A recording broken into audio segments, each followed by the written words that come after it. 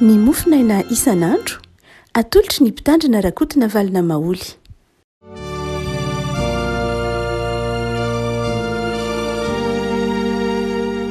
Ny mofinaina voalahatra ho antsika ny afaka malala ity zoma fa 20 ny volana jona ity zay anonona ny fiadanan'ny tompo amintsika ary arabanantsika dia ny Matio toko 17 Matio toko 17 andiny voalohany ka hatramin'ny andiny 12. Matio toko 17 andiny voalohany ka hatramin'ny andiny 12. Fakitsika amin'ny anaran'i Jesosy. Ary tamin'izany Jesosy dia niteny tamin'ny vahoaka sy tamin'ny mpianakana hoe eo amin'ny fipetrahany misesy no ipetrahan'ny mpanoloran-dalàna sy ny fariseho. Koa amin'izany izay rehetra lazainy dia ataovy ka tandremo fa aza mba manao araka ny asany satria miteny ihany izy nefa tsy manao. Eny mame entana sady mavesatra no sarotra entina izy ka manaingina izany eo amin'ny soroko ny olona, nefa ny tenany tsy mety manetika izany na dia amin'ny ratsan-tanana anankiray aza. Ary ny asany rehetra dia ataony mba ho hitan'ny olona, fa ataony lehibe ny filakiterany ary ataony vaventy ny somotra viaviny, ary tia ny fitoerana aloha eo amin'ny fanasana izy sy ny fipetrahana aloha eo amin'ny sinagoga sy ny ara-pain'ny olona eny an-tsena ary ny ataon'ny olona hoe rabio. Fa ianareo kosa aza mba mety atao hoe rabio. Iray ihany ny mpampianatra anareo ary ianareo raha dia mpirahalahy avokoa. Ary aza milaza olona ity an-tany ho rainareo fa iray ihany rainareo dia izay any an-danitra. Ary aza mba mety atao hoe mpitarika ianareo fa iray ihany mpitarika anareo dia Kristy. Fa izay lehibe aminareo no mpanompo anareo, fa izay manandra-tena no ahitry ary izay manetry-tena no asandratra. Ray masonao manamasinana ny fahamarinana, ny teninao ny fahamarinana. Amen. Fa izay manandra-tena no ahitry ary izay manetry-tena no asandratra. Andiny 12. Zany driavana no hoentina mampahery atsika. Ary teny zay efa nambaran'i Jesosy izy mitory teny efa nambaran'i Jesosy ao Mateo 5 hatrany toko 7 aza ny mahazava-dehibe ny fanetretena. Ny manandra-tena no ahetro izy, fa izay manetry-tena kosa no asandratra. Ny manandra-tena no ahetry. Iza moa no tondron'i Jesosy ho mpanandra-tena eto? Ny fariseho, ny mpanora-dalàna izay mampiasa ny fivavahana, mampiasa ny finoana ho fitadiavam-boninahitra ary tsy ilay fanomponan'Andriamanitra izay mahafivavahana ny fivavahana ny zava-dehibe, fa ny toerana izay apetraky ny olona ao anatin'ny fiarahamonina. Ny mahamaika dia tsy ilay fanomponan'Andriamanitra izay tadiavin'Andriamanitra, fa ny mahamaika ny fariseho sy ny mpanora-dalàna eto dia ny toerany Mosesy, ilay toeram-panajana, ilay toerana mba ho hitan'ny olona, ilay toeram-boninahitra. Dia zay natonga ny Jesosy nanondro azy ireo ho mpanandra-tena, ary hoy Jesosy hoe tsy maintsy mbola ho ahitry. Ary iza kosa ireo manetry-tena, ireo vahoaka izay, ireo mpino, ireo izay vahoaka izay madinika, ny ara-nitsindry azo len'ny fanjakana romanina, ny ara-nitsindry azo len'ny ireo izay mpanao herisetra taon'ny fiarahamonina, ny ara-nitsirariny, ary na dia ny enta-mavesatra ny fivavahana tamin'ny andron'i Jesosy aza dia tondrony koa ho fitaovana ho nampiasain'ireo mpanora-dalàna sy fariseho. Dia izy manao hoe tsy ivatsy akory fa ireo ilay tondrony hoe madinika. Dia ireo madinika izay tenenin'i Jesosy ireo lay manetry-tena mbola ho asandratra. Ny fanetry-tena ny avako malala dia tsy zavatra tonga ho azy ao anatin'ny olona tsy akory. Tsy miara-teraka amin'ny olona ny fanetry-tena. Tsy zavatra misy ho azy ao anatin'ny olona ny fanetry-tena. Fantatry ny mpandinika ny toetra n'olombelona rehetra zany, ary fantatry ny olon-kendry rehetra na ny mpieritreritra kristianina na ny filozofy tsotra dia samy miara-miombona filazana, fa tsy zavatra tonga ho azy ary tsy miara-misy ho azy amin'ny olona ao anatina ny fanetry-tena. ny fitiavatena miara-misy ho azy ao anatin'ny olona, ny fiarovatena miara-misy ho azy ao anatin'ny olona, fa ny fanetretena kosa de volena mendalana. Ary ny fanetretena dia miamtombo arakaraka ny fitombon'ny fotoana, arakaraka ny fahamatorana, arakaraka ny fanabeazana, arakaraka ny tontolo zay misy lay olona. Ny fanetretena zany de ambarany olona rehetra, ary marina ny tenin'ny Descartes, marina ny tenin'ny Kant, ary manamafy zany ny tenin'ny Jesoa. Sotra masana moa de manazava fa asan'ny fanamasina ny fanetretena, ateraky ny fanamasina ny fanetretena. Fa iretsy filozofia anankiroa zay volazantsika ry anoloana de milaza manao hoe fanabeazana ny azahoana ny fanetretena, ary sotoavim-piaramonina ny fanetretena, fahendrena ao amin'ny fiaramonina. Hoy ary Jesosy manao hoe zay manandra tena dia ahitry, fa zay manetretena kosa no asandratra. Ny teny hoe fanetretena na zay matetika adika amin'ny teny frantsay hoe humilité dia avy amina teny latina humus. Ny teny hoe humus malaky io mbola misy amin'ny teny frantsay, ny teny humus dia ny humus de tany zay saingy tsy tany fe tany, tsy de tena le tena tany itsahana loatra, fa lay tany zay volena, lay tany zay mety avy amin'io nazahoana teny ny teny malagasy hoe humus, teny frantsay hoe humus de nadika ny teny malagasy hoe roka. Zany hoe lay nataony malagasy hoe roka de lay tany zay tsy afa-tsy akory fa tany mainty na tany fangaro zavatra fakakazo na ravikazo lo iny zay manjary zezika, iny nataony malagasy hoe roka. Ary dia ny ataony hoe humus de roka, tsy de tena le tany itsahana loatra. Raha toa zany ka jerena amin'ny fakan'ilay teny fotsiny de ny fanetretena zay manetretena no asandratra, dia tsy afa-tsy akory fa ny olona manetretena de ny olona zay tahaky ny tany zay mahavokatra, tany lonaka, tany manome satria zay ny humus. Ny humus de tany zay zezika hitsimohan'ny vokatra mihitsy, zezika hitsimohan'ny ataontsika hoe zava-maniry manodidina. Raha ohatra ka mahita ala ianao de lay am'le ala manodidina iny ataony hoe humus, nataony latina hoe humus, tsy le tena tany mena loatra. No zany de zao raha jerena zany ny fakany teny hoe fanetretena de marina loatra, fa faneken'ny olona hipetraka amin'ny tany ara-paky teny, faneken'ny olona tsy hiteriterona eny amin'ny fanafoana tena mihitsy, tsy te hipetraka eny amin'ny toerana ambony ho hita, fa fanekena hitombona amin'ny tany mihitsy ary. Fa nefa koa mitombona amin'ny tany, tsy mitombona amin'ny tany ho amin'ny tany, fa mitombona amin'ny tany mba hampisy zavatra vaovao mitsimoka. Ary izay riavako ny fanetretena. Ny fanetretena de loharanona aina. Ao ambadiky ny fanetretena de mampisy fahavelomana sy aina tahaka ny roka, tahaka ny tany zay zezika, tsy zezika lay lo akory, fa lay zezika hitsimohan'ny zava-maniry ho avy. Ao anatin'ny fanetretena zany de misy fanantenana. Ny fanantenana no ny fanetretena no mahatonga mampisy solofo, zay le hoe zezika mampisy lay solofon'lay zava-maniry tazanao ao. Ny fanetretena zany de mahatonga taranaka vaovao mihitsy, zava-baovao. Ny fanetretena de mahatonga aina vaovao, mahatonga tsy fahafatesana zany, mahatonga fitohizana. Raha ohatra ka jerena kosa ny fanohitra amin'izay dia ataovy hoe ny manandra tena de zao manapaka ny mitsimoka. Ny manandra tena de manapaka ny maniry, ny maniry tena de maka ny anjarany hafa, mifanohitra amin'ny antsoina hoe tany zay ambolena, tany lonaka, mifanohitra amin'izay ny ataontsika hoe manandra tena. Ny manandra tena dia maka fa tsy manome. Ny manetry tena de manome. Io la zay mahatany tany lonaka azy, manome izy mba hahatonga ny hafa ho velona, hahatonga ny hafa hitsimoka, mba hahatonga ny hafa hisondrotra, manome izy. tsy izy hita ny zava-dehibe fa izy manome. Fa ny manandra-tena kosa mandray.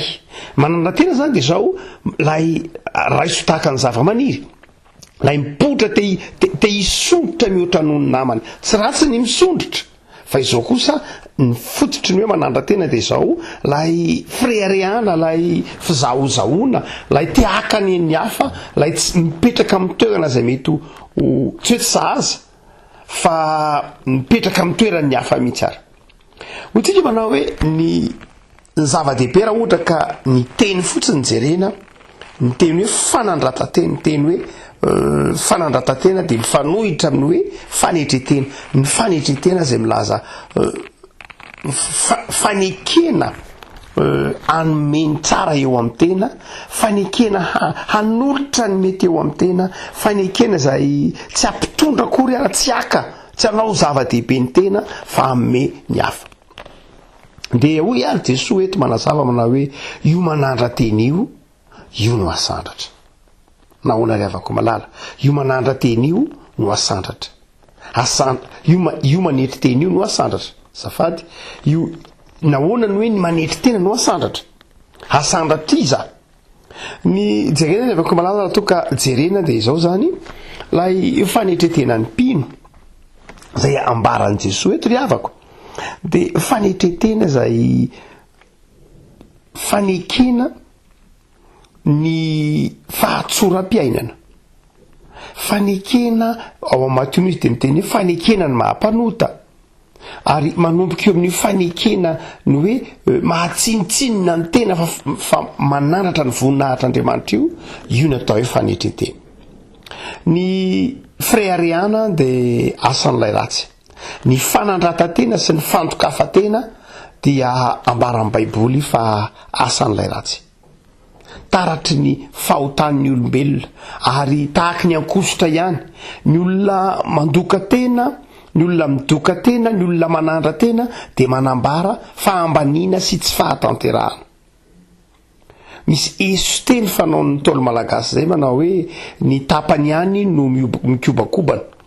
Zany hoe raha toka feno tsara ny tavoahangy, na feno tsara ny zinga, na feno tsara ny siny dia tsy mikobakobana mihoatra mihitsy izy. Ary fantatrao zany raha ohatra ka tamin'ny mbola kely anao natsaka rano ka lolo siny, raha vao tapany ny rano anaty daba na anaty siny de mikobakobana izy de very. Fa raha feno tsara izy de tsy mikobakobana. Fantatry ny mpatsaka rano rehetra zany. Zay le hoe milaza hoe tsy fanetry. Rehefa ny olona no manandra tena dia milaza tsy fahafenondro zany. Misy zavatra tsy ampy zany, misy zavatra tsy feno ao aminy, misy zavatra banga. Ary raha ohatra ka arahana fantokafatena ny fanandratantena, raha ohatra ka arahina fantokafatena na fireharehana ny fanandratantena de misy zavatra mihitsy zany lokona na afenina ao ambadika zany rehetra zany. Dia Jesosy eto manazava manao hoe ny olona manetry tena no asandratra. Ny manetry tena kosa mifanohitra amin'izay. Ny olona manetry tena de mifanohitra amin'izay lafin-javatra ataontsika hoe fireharehana izay. Manaiky tsy ho hita mihitsy izy. Manaiky ny tsy ho tazana mihitsy izy. Misy mpanoratra malagasy anankiray nanazava fa misy tahaka ny zava-maniry ihany ny olombelona. Misy karazan'olombelona tahaka ny zava-hazo io, misy ny fakany, misy ny tahony, ary misy ny raviny. De tahak'izay ihany koa ny olombelona aussi. Ny hazo de tsy ravina fotsiny, ny hazo tsy tahony fotsiny, ny hazo tsy fakany fotsiny. Na inona nefa lazaina de ny olona mpanetry tena ao anatin'ny fiarahamonina de tahaky ny fakany izy. Tahaky ny fakany izy, ary zay mahatonga lay teny humus, lay tany. Ao anatin'ny fiarahamonina io, raha tsisy olona tahaky ny fakakazo, manaiky tsy ho hita mihitsy, manaiky any anatin'ny tany, manaiky iosina fotaka mihitsy aza, misy karazan'olona be dia be tahaka izany rehefa ao amin'ny fiarahamonina. Ary reny nefa no mamelona lay hazo, mahatonga lay hazo isy tahony ary mahatonga lay tahony isy raviny. Misy zany karazan'olona raviny izy, io tsy misy ometsiny hoe inona ny tsara raviny sa tahony sa fakany, tsy zay loatra. So anao mahita olona eny amin'ny fiarahamonina dia miteny hoe ry olona ry raviny, ry olona ry tahony, za kosa fakany, tsy de zay loatra. Fa tehiteny ity mpanoratra malagasy ity manao hoe misy ny karazan'olona raviny izy, tsy ilaina ny raviny fa izy indray no hita, izy no hita, izy no tsy maintsy hita eny amin'ny fiarahamonina eny, izy no mety ho manome endrika mihitsy ara lay hazo. Ahoana moa no ahafantarana ny voasary raha tsy ny raviny? Ahoana no ahafantarana hoe ty manga raha tsy ny raviny aloha? Dia tahak'izay manana ny anjara toerany koa ny raviny, fa izy ery ambony ery, izy no manome endrika lay hazo. Ary izy ara no hitehafana, tsy misy mitehaka mihitsy amin'ny fakany rôzy, tsy misy midera mihitsy amin'izay, tsisy mahita ny fakany rôzy io ianao, tsy mahita ny fakany glaïeul io ianao, fa ny hitanao dia lay raviny tsara tarehy na lay voniny tsara tarehy. Dia mety tahak'izay koa anatin'ny fiarahamoninao ry havako malala, misy olona tahak'izany mihitsy, misy olona dia zao la tianao na tsy tianao dia izy zany lay felany, izy lay raviny, dia izy hita izy. Ary misy karazan'olona tahony, izany hoe izy indray no mitondra, efa tsy de tazana loatra indray izy, fa rehefa somary ilika kely le raviny na le felany na le voniny dia hitanao eo lay tahony, efa mba hita ihany izy, tsy hoe tsy manao ninina izy, tsisy heviny mihitsy, tsy mamoa mihitsy ny felany, tsisy felany, tsisy voniny, tsisy raviny, raha tsy eo ny tahony. Zava-dehibe ny anjara andraikiny, izy no mitondra ny tsirokanina rehetra, mamelona ny ravina sy mamelona ny voniny, ary izy koa no mitondra ny rivotra rehetra foan'ny ravina makany amin'ny fakany. Zava-dehibe ny tahony, fa efa manomboka tsy de tazanao izy. Fa ny fakany kosa, inona ihany anaty tany, inona ihany anaty tany, iny lay miosina ny fotaka, iny le tranainy indrindra, iny misy voalohany indrindra, iny milina manodina ny zavatra rehetra. Ary rehefa koa malala no mahatonga ny hoe ao anatin'ny fiarahamonina dia misy karazan'olona tahak'izany, arakaraka ny fanomezam-pahasoavan'ny olona.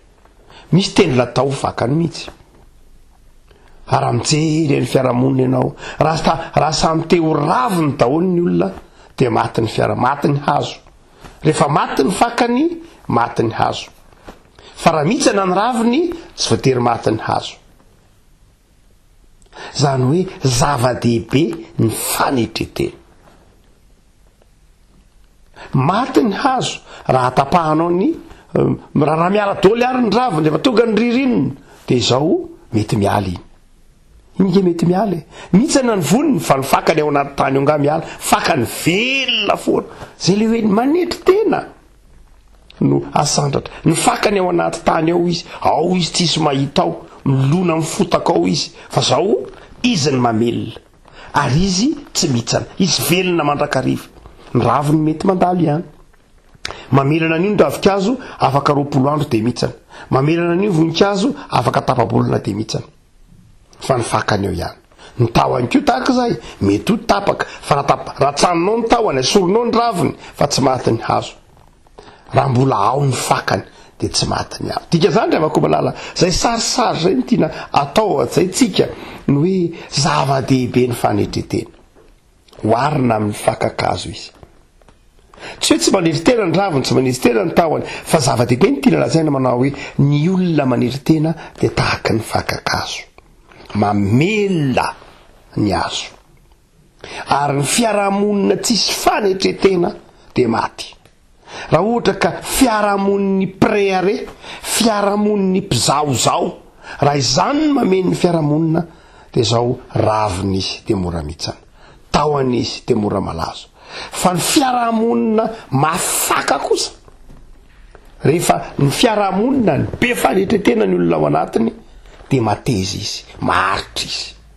Raha toa ka mijery ny fiarahamonina malagasy sika rehefa koa malala dia ahitan'izany mihitsy, ahitan'izany esoteniny malagasy isan-karazany amin'ny préare sy ny mpizaozao.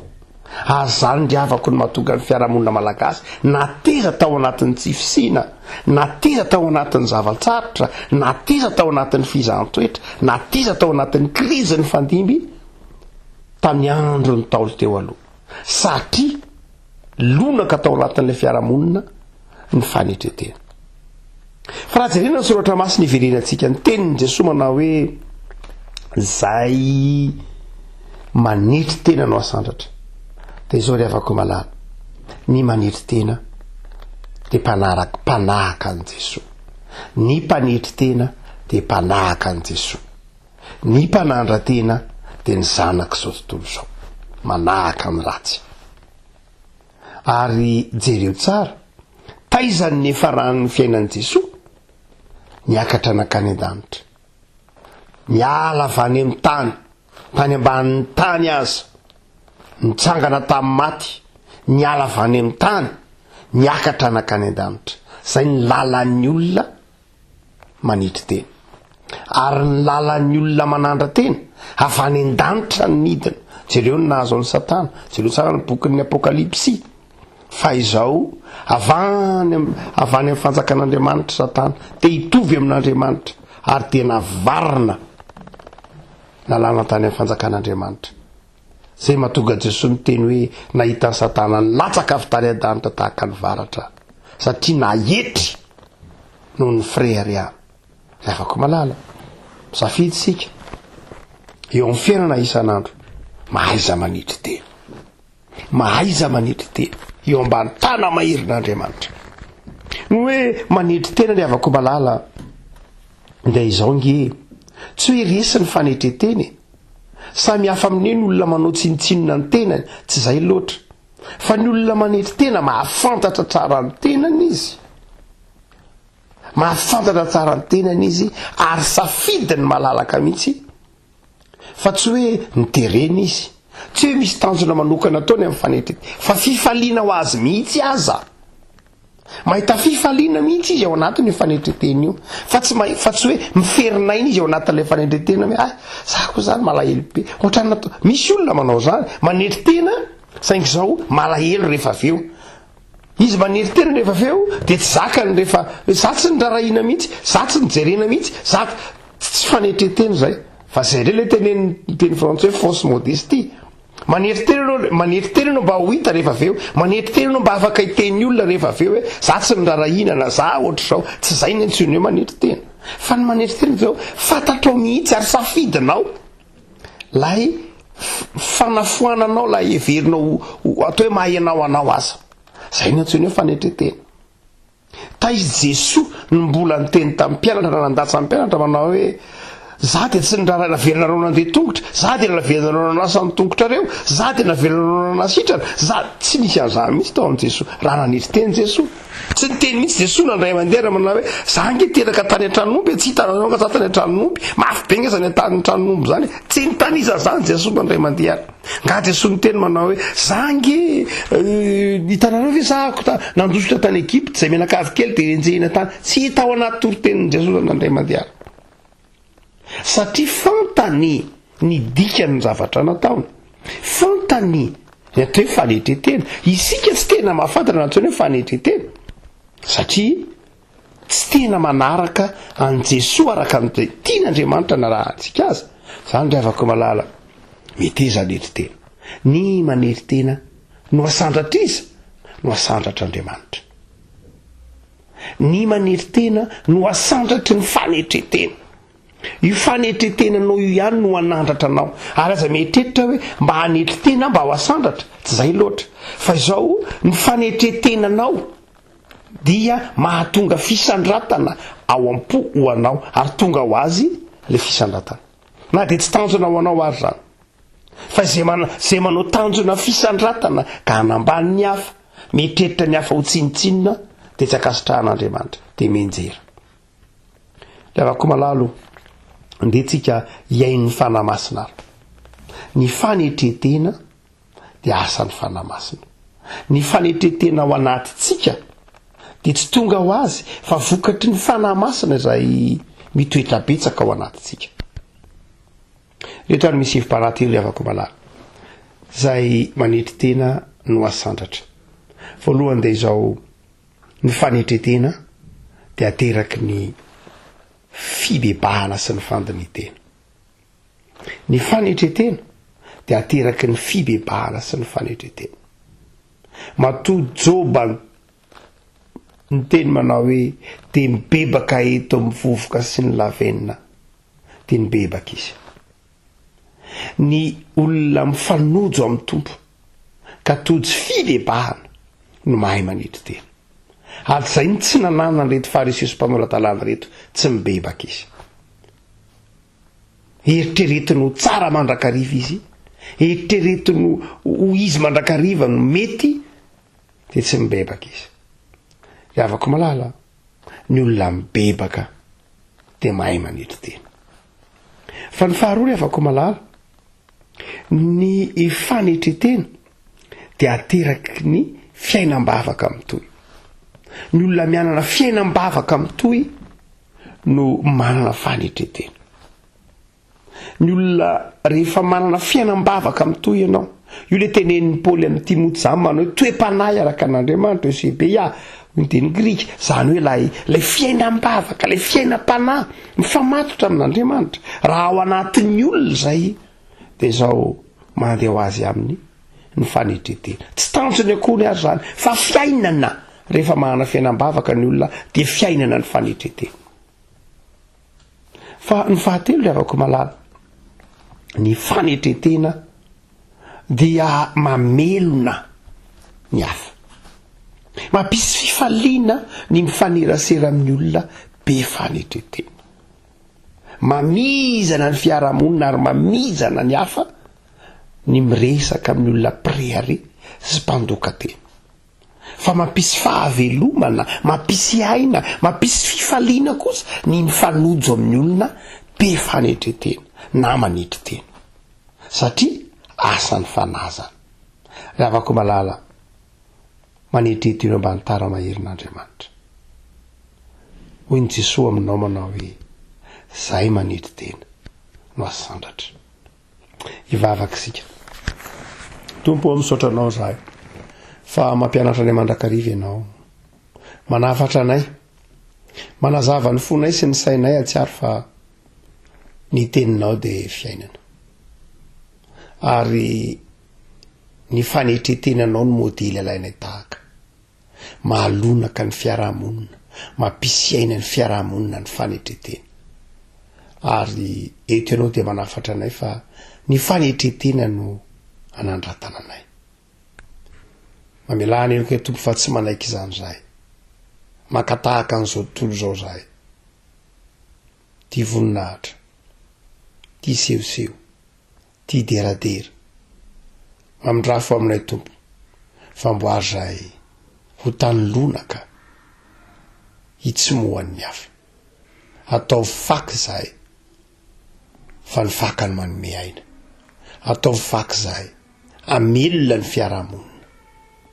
Tsy zava-dehibe, tsy izay hita, fa ny zava-dehibe dia izay mamelona ny hafa ao aminao Andriamanitra. Tompo, dia jereo ny tanindrazanay. Amin'izao akatoky ny fetim-pirenenay izao, dia evangio ny tanindrazanay, manapianay amin'ny fantrano izay lalovanay, mamindrafo aminay tompo, amin'ny tsy fisiny jereo renona, jereo reo sahirana, ary mampianaranay mba hizara tompo amin'izay takatry ny tananay. Mivavaka izay tompo ho an'ireo mpitondra, vavaka izay ho an'ireo mpitondra fivavahana, vavaka izay ho an'ny fiangonanao, vavaka izay ho an'ny ray aman-dreny sy ny tokantrano tsirairay avy amin'izao fetim-pirenena izao. Ataovy mahita fifaliana ny vahoaka malagasy rehetra. Misaotra Jesosy ny amin'ny fahasoavanao. Aminao Jesosy Kristy mpamatsy. Amen.